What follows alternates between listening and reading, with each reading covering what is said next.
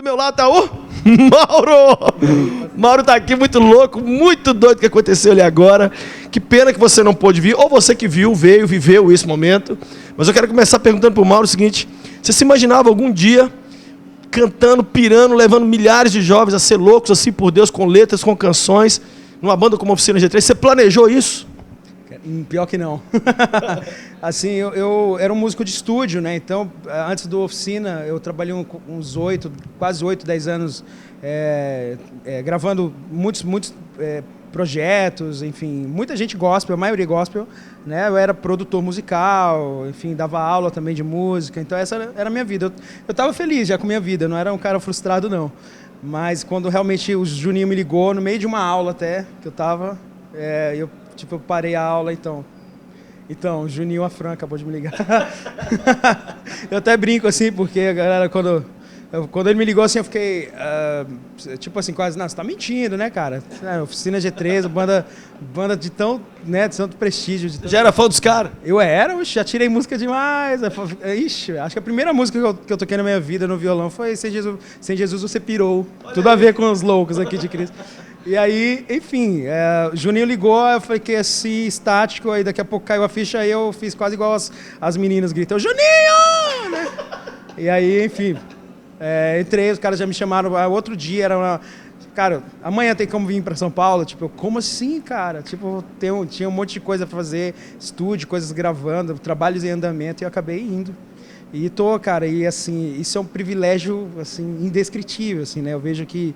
Porque, assim, quando você grava em estúdio, é muito, pelo menos para mim, era muito gratificante ver seu trabalho já impresso, mesmo que fosse com outras pessoas cantando, ou que fosse a minha banda antiga, por exemplo.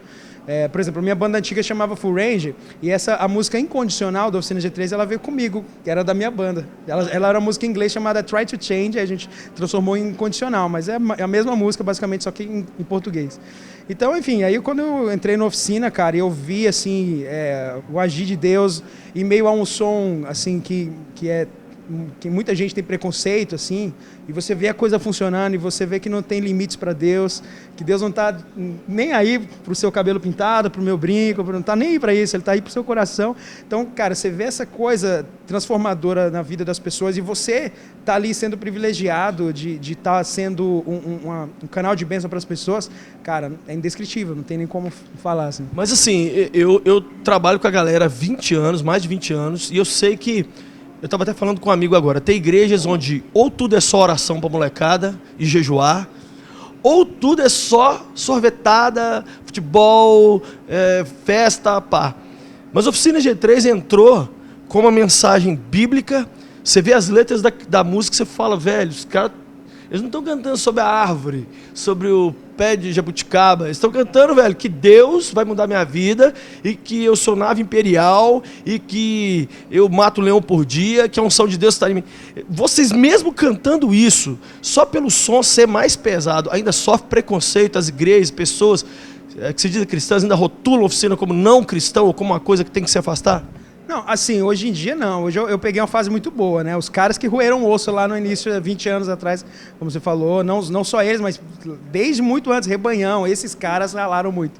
Porque era uma época muito complexa, onde mal poderia se tocar uma bateria numa igreja. Mas hoje em dia, com a globalização, internet, essas coisas, enfim, hoje em dia, graças a Deus, essa barreira já foi já quebrada. Eu vejo, assim, na maioria dos lugares que a gente vai, passa...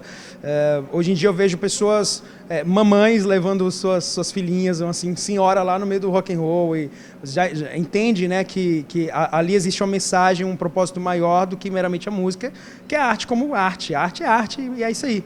A arte também é de Deus, ou seja, mas o principal é ela ser, no nosso caso, ela ser veículo para a bênção de Deus, ou seja, que é para a palavra, que a gente é uma palavra cantada, né? É meramente isso que a gente... Quanto tempo tem que você já está na oficina?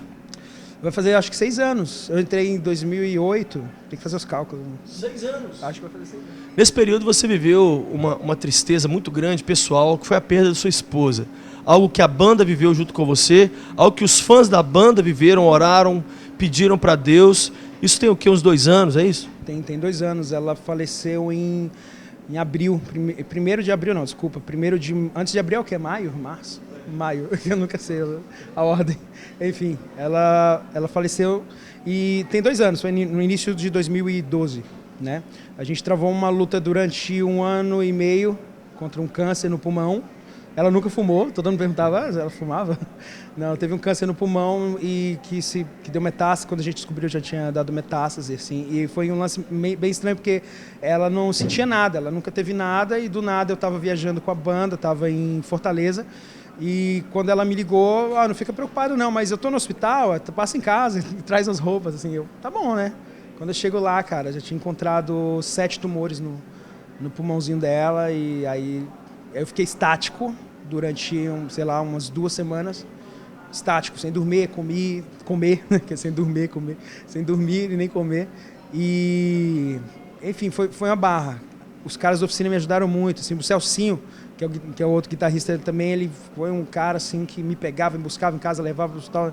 A esposa dele, a Raninha, ficava com a Jaque no hospital enquanto eu estava meio, né, caindo a ficha. Aí até num momento assim que eu pensei assim, cara, meu Deus do céu, eu preciso ajudar minha mulher, parece que eu tô pior que ela. E aí foi esse momento assim que eu fiz aquela oração, assim, pô, Senhor, sua palavra fala tanto sobre a paz que excede todo entendimento, ou seja, a paz que os apóstolos, né, tinham o tempo inteiro. Os caras estavam no buraco, em caverna e não sei o quê, sofrendo, enfim, como Paulo, por exemplo, né?